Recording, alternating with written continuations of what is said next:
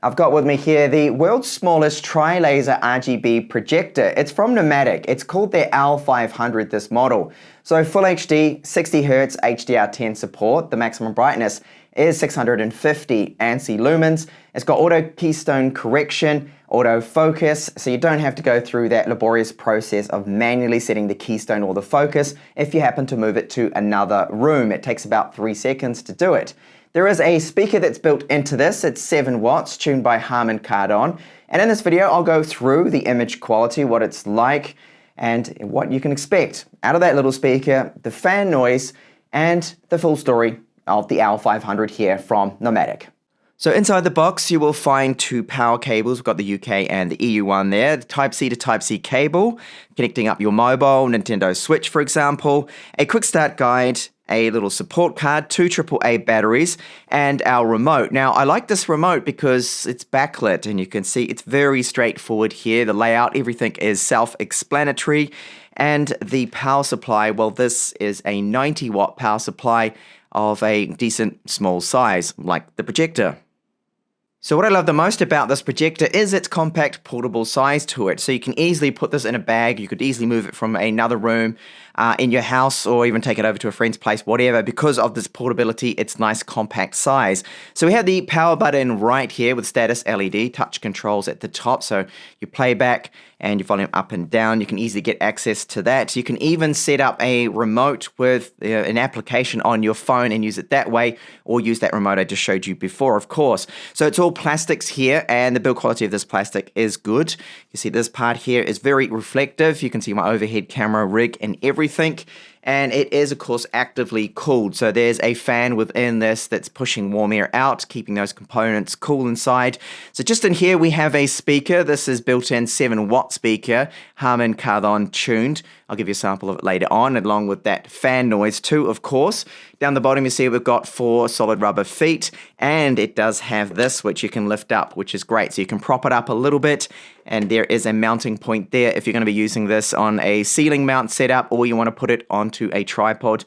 Well, you can do that. Along the back of it here, there nothing, okay? There's just the Harman Kardon branding, but if you look on this side, you will see where we have our ports. So the Type-C port, and it is 10 watts, the Type-A port. So you can plug in keyboards, external hard drives, flash drives, and the Type-C, you can plug in a Nintendo Switch or a laptop, HDMI, which of course is just Full HD Max it supports, and power in. So it may be small, but it's not skimping on important projector features. You can see that there's some sensors up the front here, camera, because it does have auto keystone correction. So that's plus or minus horizontally and vertically 40 degrees, auto keystone correction, and you have 4-corner adjustment too with manual keystone if you needed to do that. Now, our unit here is rated for up to 20,000 hours. It's a DLP projector, RGB triple laser, and it does have a color gamut of BT 2020. Now, the throw ratio is 1.2, and it's Full HD, as I said at the start there, 650 ANSI lumens, and it does have HDR10 support.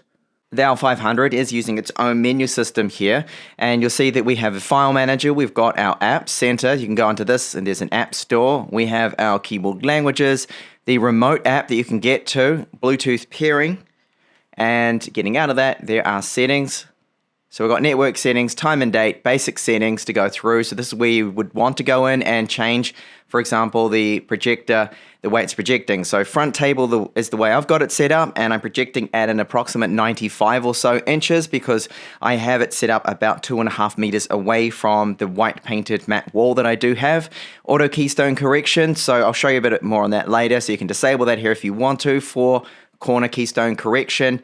The zoom, now I recommend with the zoom you don't really touch this at all because it is digital, it's not optical. So if you need the image to be smaller, just bring it closer to your projector screen if possible, if you can do that. But of course, if you don't have that possibility but you need to make it smaller, then you can use the digital. You've got that option. Manual focus, you can go through those settings there. Advanced settings is where you'll find power on sources, power on, and the ringtone, the tone when it starts up. I don't know why they call it a ringtone, but the boot up noise, you can turn that off if you want.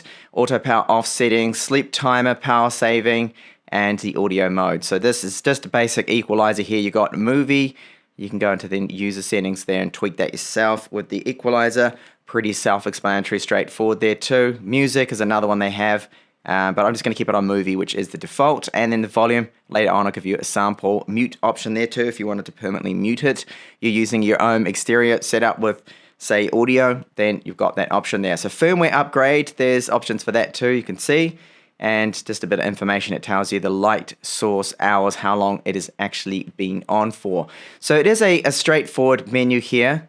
Bluetooth connection, and if you go right over to the left side, you have our input sources. So HDMI, Type-C, maybe that's your Nintendo Switch, mobile or laptop with a Type-C connection, local storage 2, and of course USB. You've got the USB 2.0 port, which does have a 10-watt output. So those are the settings and the default menu we get with this particular model. But now I'm going to use my Dynalink. This is an Android TV box. Of course, you can use an Amazon Fire Stick. A 4K Fire Stick will work on this too as well, but of course it's going to be scaled down to 1080p. This does support 4K, and these are very cheap to get. You can get them for around about 50 euros, 50 US dollars, and this one, the HDMI cable, is very short. I've already got the USB cable plugged into it, so once I plug that in, it's then set up, and I have Android TV version 11 or 10, I believe it has. And this is by far, I think, the easiest way to get Android TV onto the L500, which is, of course, clearly missing that. They just have that basic UI, and it's up to you to run what you want, plug what you want into it, which I think is okay. That's fine, but it would, yes, be nice if it did come with it. So going through this here, I'll just show you a little bit of the image quality. Now, right now, I wanted to mention that I'm recording this with a ultra-wide lens. It's the only way I can fit in the about 95 inches I'm currently projecting at. So if you see some distortion at the edges, like maybe the keystone a little bit out, that's probably the curvature of the lens. It's my lens that's doing that, and it looks very good. Where I am here looking at it now, it seems to be just fine, no problems. If you do see also any banding, that again is something that's just on camera. Now, that will not be happening in person. I'm not seeing it here. Now, blacks, I can already see that there's no annoying speckle, that noise to the blacks at all. I'll just jump into, of course, Netflix with this TV box I'm using is going to be working. That's all native. But I'll go over into YouTube now and we'll take a look at our, most important, of course, the image quality you can expect out of the L500. So this is YouTube here. I wanted to have a look at one of my own videos, but you see these two thumbnails here. They are looking very punchy with those colors. That's intentional from whoever created them to get more clicks, of course. And the colors are looking, yeah, they're very saturated there as how their thumb should be. So I'll go into one of my own videos. This is one I shot recently last week, and I know exactly what it should look like color-wise. And it's looking very good, actually. The reproduction here from this Full HD RGB laser projector. So as I mentioned before, there's no speckle with the blacks, and the optics is looking also excellent with this model too. I don't see any blurry patches around the edges, which you can get with some of the more affordable Full HD projectors. No, it is looking really good, that image quality. So I'll just skip ahead to some of the other outdoor scenes where I was recording to take a look at how that looks. Okay, yeah, that is looking very good. Great. Colors good. Okay, so this is looking great. These images here, the focus all uniformed. The color too, I don't see any funny patchy areas. I don't see a halo effect around the projected image too. That is good. That's not something you want to see, which you can sometimes get with cheaper ones. So just skip ahead a little bit with the video and look at some more footage. So it's looking sharp, it's looking clear, detailed, good colors. Brightness, let's have a look when I put on now a powerful light. So this is a 100-watt studio light of mine. And you can see that you're able to make the image out, yes, but it doesn't look quite as good. That's normal for a projector. It's going to look a little bit more washed out, but it's not faring too bad with this 650 ANSI lumens, this RGB laser projector. So I'll turn that off again, and we're back to our optimum viewing quality there with, of course, no lights on at the moment. And our auto keystone correction and autofocus, well, it does work well. I'll demonstrate it now. So imagine I was to move this projector to put it down in another area. You'll see that it takes about 3-4 seconds, and there we go. It has corrected itself. What I like about it is other models are doing this too now, is there's no big annoying splash screen. So I'll do that again. I'll just decide to move it over here. About 3-4 seconds, and bam, it has corrected itself. And to me, from where I am, this is looking absolutely spot on. That keystone correction and the focus too. It's sharp, definitely in focus, does not seem to be blurry or out of focus, at least where I'm sitting right here, standing, should I say. It's looking very good. And here we go now with a bit of console gaming. So it's automatically detected this as HDR10. So I do have to go through that typical HDR setup here with the PlayStation 5. It just so happens I am in a perfect area right now in the game to test out the HDR. So the black areas are looking very dark indeed.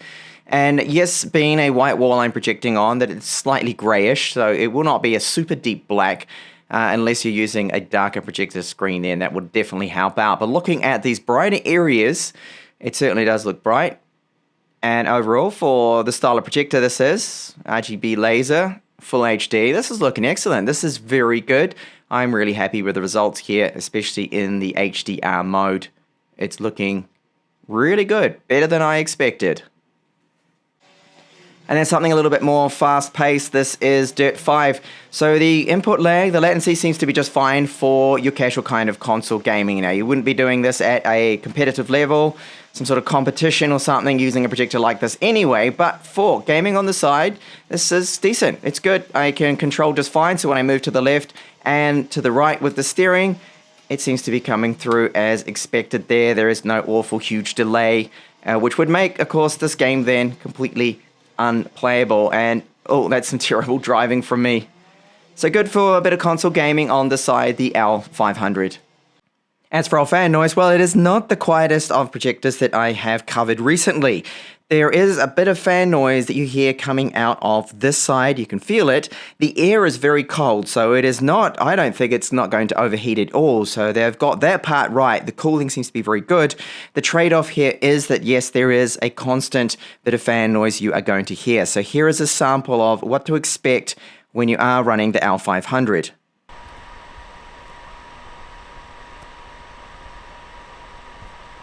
The Harman Kardon speaker, which is 7 watts, is also on the same side. Now, because there's just the speaker on that one side, we don't get any stereo separation, but it sounds great considering how small this projector is.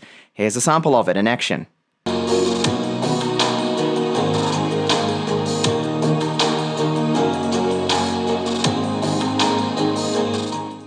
Okay, so recapping here, if you want a very small triple laser projector, so RGB setup, and you can just fit this easily in a bag, that's definitely one of the positives of this unit, of just how tiny it is, with a good, decent build quality.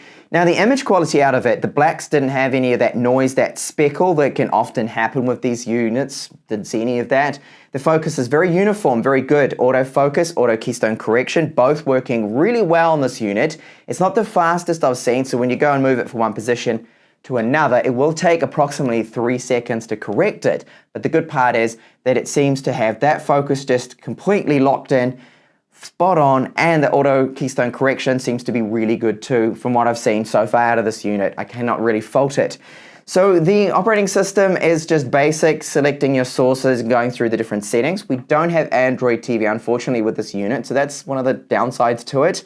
However, as I showed you, it's very easy to get yourself one of those Fire Sticks or a little TV box like the one I have, plug that in, and you've got Netflix then in full HD, Amazon Prime Video, everything like that, which these projectors, when they do run Android TV, can often lack, certainly around this price point. So not having Android TV is a minor downside to it. The other minor thing is the fan noise. This is not the quietest projector that I have tested out. You will certainly hear it if you sit next to it. Pneumatic seems to run the fan at quite a reasonably high RPM, so that's why you hear it. However, it doesn't seem to get warm at all, which is great. So it's not going to overheat. The cooling seems to be very good, and probably aided by the fact that it's running the higher RPM, those fans. The trade-off is the little bit of noise you will hear with this particular model, but that image quality I'm impressed with. The HDR10 does look really good with it as well. So good little projector here if you're after something that's very compact, easily place this into a bag, and of course you must have a tri-laser setup, so RGB, then this has you covered there with a reasonably good brightness too at 650 ANSI lumen. So thank you so much for watching my video on the Nomatic L500.